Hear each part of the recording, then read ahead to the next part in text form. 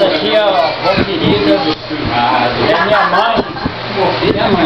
Como se fosse minha mãe.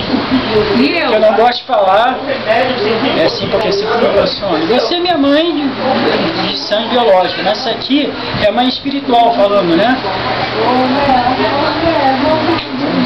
Que lutou muito por mim.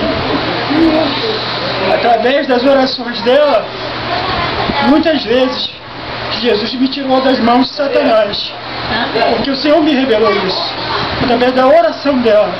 Quantas vezes de joelho, até de manhã, pedindo, né, por toda a família, por todos os netos, e eu também, né, pedindo pela minha vida. E Deus escutou a oração dela. E graças a Deus, hoje eu estou vivo, muito, primeiramente pela graça de Deus e pelo amor de Deus para comigo, mas muito pela oração da minha avó, e pela vida íntegra, e pelo, como é que eu posso falar, o testemunho de servo de Deus, uma mulher de Deus, que nunca escutei falar mal de ninguém quando estava na igreja, nunca escutei falar mal de ninguém, de pastor, de irmã, de jovem, de criança. É um exemplo de servo de Deus, porque ela realmente serviu a Deus e serve ainda, dentro das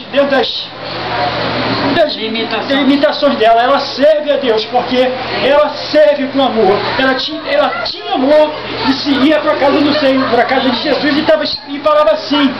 Ele viveu aquele Salmo 121, verso 1. Alegrei-me como disseram, vamos à casa do Senhor. E minha avó sempre se alegrou como a gente chamava.